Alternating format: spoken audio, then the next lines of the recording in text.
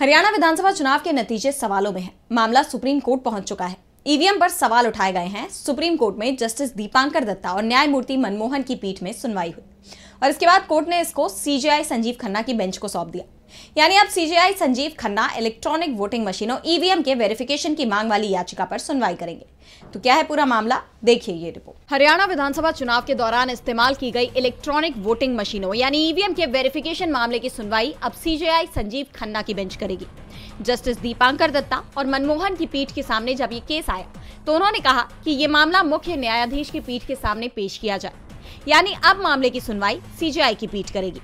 दरअसल हरियाणा के पूर्व मंत्री और 5 बार के विधायक करण सिंह दलाल ने सुप्रीम कोर्ट में याचिका दायर की थी। उन्होंने ईवीएम के सत्यापन के लिए स्पष्ट नीति बनाने की मांग की थी। याचिका में कहा गया है कि ईवीएम सत्यापन को लेकर सुप्रीम कोर्ट ने एसोसिएशन फॉर डेमोक्रेटिक रिफॉर्म बनाम केंद्र सरकार मामले में जो आदेश दिया था उनका पालन किया जाए। दलाल ने लखन कुमार सिंगला के साथ मिलकर ये याचिका दायर की है। दोनों हालिया विधानसभा चुनाव में अपनी सीट पर दूसरे स्थान पर आए हैं।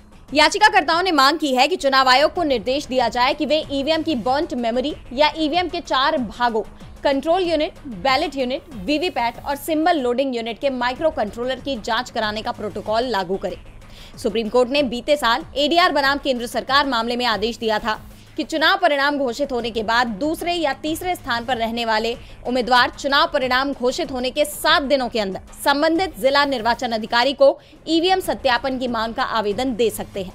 इसके तहत उस निर्वाचन क्षेत्र की 5% ईवीएम मशीनों की बर्न्ट मेमोरी की जांच ईवीएम बनाने वाले कंपनी के इंजीनियर्स करेंगे। याचिकाकर्ता का कहना है कि सुप्रीम कोर्ट के आदेश के बावजूद चुनाव आयोग ने अभी तक इसे लेकर स्पष्ट दिशा निर्देश जारी नहीं किए हैं। याचिकाकर्ता के मुताबिक चुनाव आयोग के मौजूदा एसओपी के मुताबिक ईवीएम की बेसिक जांच और मॉक पोल्स के ही निर्देश है, जबकि बर्न्ट मेमोरी की जांच को लेकर कोई निर्देश नहीं है। साथ ही वीवीपैट पर्ची की जांच में भी ईवीएम बनाने वाले इंजीनियर्स की बहुत कम संलिप्तता है। दलाल और सिंगला ने कहा है कि वे चुनाव नतीजों को चुनौती नहीं दे रहे हैं, बल्कि सिर्फ ईवीएम सत्यापन की प्रक्रिया को मजबूत करना चाहते हैं।